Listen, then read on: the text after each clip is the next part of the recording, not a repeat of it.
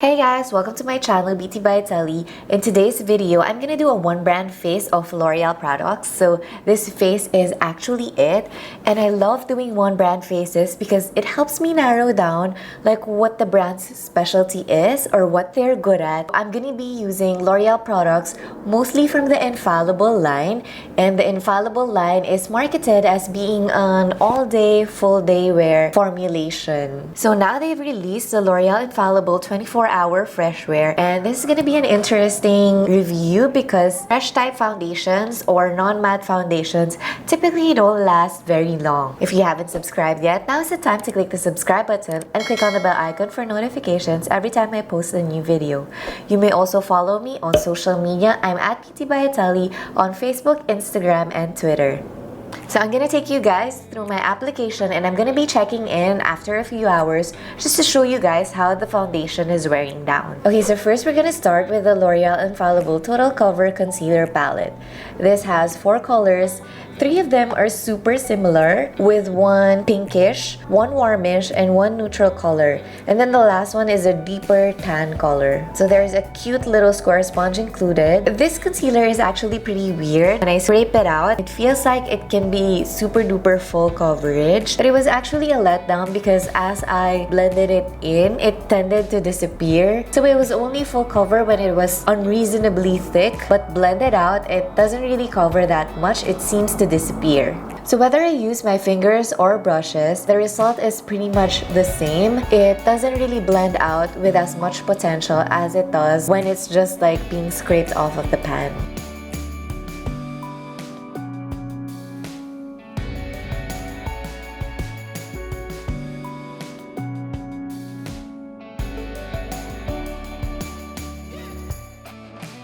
So next we have the L'Oreal Infallible 24-hour Fresh Wear Foundation in 20 Ivory and 120 Vanilla. My favorite brush to use with this is a stippling brush. The texture is super duper light and watery, so it really does spread super quickly and super fast. Like, it's super duper lightweight as a foundation, and I'm glad that even if it's that lightweight, it does have medium to buildable coverage. So I'm more used to using full coverage foundation, and this fresh finish is super liquidy, so I use a little bit more than I'm used to. So that's just a little bit of a warning to other people who are more used to full coverage foundations. I use 2 pumps of this when normally I use like 1 pump of full coverage foundation. I have 2 shades with me right now.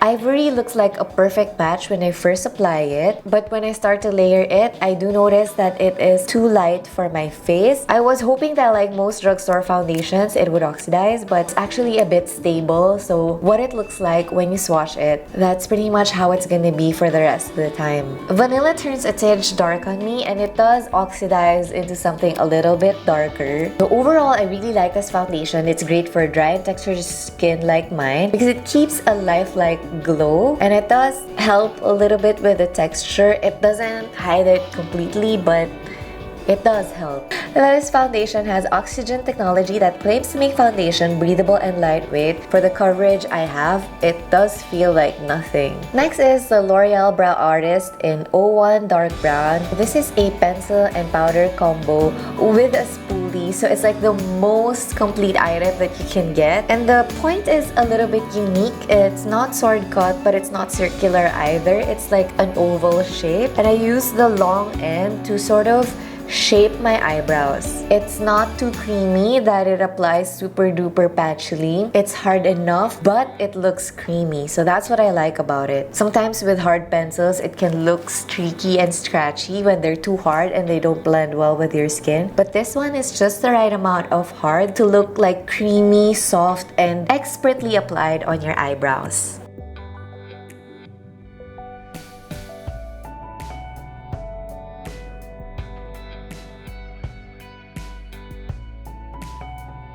Sometimes, like today, I'm gonna layer the powder on the outer half of my brows for a finer and smoother and slightly more defined look.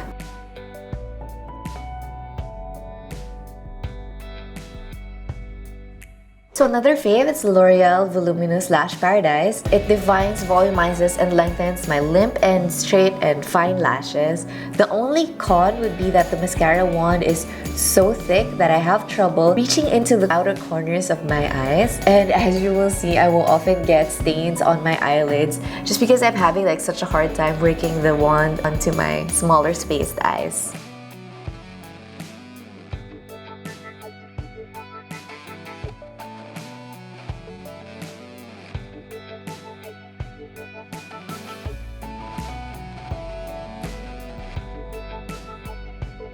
So next is the L'Oreal Lucent Magic Glow Blush in Pink Reve. This is a super duper workable and pleasant color. It's really easy to wear. It's usable on medium to light warm skin tones. I also find that if you're a little bit cooler, this kind of color just works. And if you're darker, as long as you can get it to show up, I think it's gonna be a really interesting and fresh color. So it has shimmer particles on the band that hardly translate, if at all, on my cheeks. I'm a little bit indifferent about this blush because wear time is okay at about 4 hours and blendability is also okay. It's not a bad product at all. I just feel like super duper indifferent about it. It has a brush which is cute, but still that's not enough to make me like sort of for the team blush here. Also from the Infallible line, this is the Infallible Pro Matte Liquid Lipstick in Le Chocolat. I hope I said that right. The shade A60 Ginger Bomb. So this line has a chocolate scent, but it's really weird. This is not the chocolate I'm used to. This is more of like a super duper sweet, almost caramelly kind of chocolate. When I first applied it and I didn't know that it would be scented, I was panicking a little bit because I thought that it was expired. I'm not sure I'm gonna be able to tell when it's going close to expiry just because the scent of the chocolate is a little bit weird, or I don't know if it's the color that's making me feel a little bit iffy about it. So this is a pretty solid brown with hints of yellow or orange. It's kind of a difficult color to work with, which is why I sort of went with this heavier eyeliner look today, just because like I know my typical lighter eyeshadows would not work well with this color. It is truly matte but non-drying, which is pretty much wow. Most of the matte lipsticks, especially the long wearing ones, especially the liquid ones, they will sort of dry and crack up on my lips and sort of emphasize the flakes and sort of crumble off throughout the day. But this one, with eating, drinking, a lot of talking, and just overall whole day wear, this really stays put. And the plus side is that it's not too picky with your lip condition. So if you have dry lips like mine and you've always wanted to try that matte lipstick look, this is a good line to try. So the only con I would say is that it feels a little bit sticky at times, like feels a little bit tacky, like it's gonna keep sticking to each other. I don't know if I'm over applying it. This is only my second time to use the lipstick, but yeah, it's a little bit sticky. Hey guys, it's currently about 11:30. It already marks the 12 hours of my L'Oreal Infallible face. So let's just go through each product and how it has performed throughout the 12 hours. First, let's start with the eyebrows. When I'm reviewing eyebrow products, there are two things I look at. I check the intensity and I check the neatness of the edges. So in terms of intensity, this eyebrow look, it's still about as dark as when I first applied it, so I would say it's not fading or it's not coming off or getting erased from my face. And then I also know eyebrow product is coming off when I check the edges. If they're not as neat as when I first drew them, usually this means that the eyebrow product has sort of migrated away from my face or it has faded off. So this one I can still see it's still as clean and sharp as when I first drew it. So I would say that it has lasted pretty long. And that's quite a feat considering that this eyebrow pencil is actually not part of the Infallible line. It's not meant for super duper long wear. It's just a brow artist, so it's not part of the Infallible line. And next, in terms of the Lash Paradise Mascara, so if I check the length of my lashes, it still seems like to be as voluminous and as defined and as lush as when I first applied it. So it doesn't seem like the mascara has been flaking off of my eyes. I'm also not seeing any fallout on here because that's usually where my mascara falls out. So I'm pretty confident that it has stayed on my lashes throughout those 12 hours. You can also see like from this side with my little mirror here that it has kept my curl up, and this is actually my second tube of Lash Paradise already, and that's one of the things I really liked about this mascara, that it has been able to keep my curl up throughout the day. So for my lips, you can see that I've already replaced it with balm.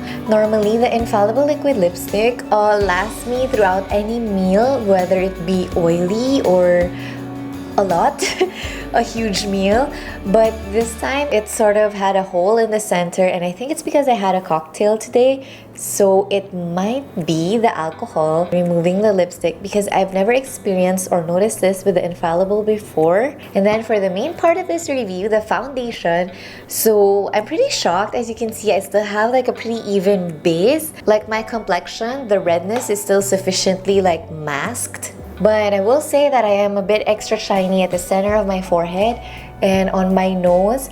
The foundation has actually come off. I've become extra oily in this area, and when I blot off the oil, there's no product underneath, so nothing remains, and you can already see like my real complexion, which is weird because like right beside it, my normally problematic cheeks are still perfect. They're not cracking. The foundation is not crumbling off.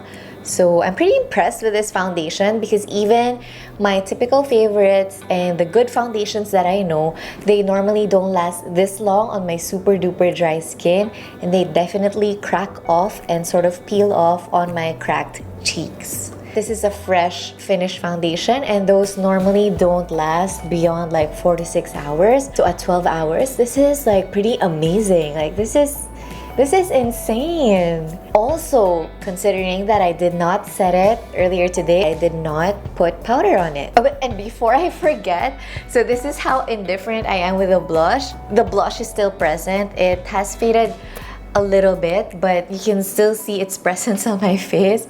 So that's my 12-hour check-in. Let's get back to the rest of the video. Considering the other things I've also tried from L'Oreal, I would say that they make great mascara. I've loved the Miss Manga and the False Lash. I think their mascaras are pretty good and pretty cheap. I've also liked a lot of the lipsticks that I've tried from L'Oreal.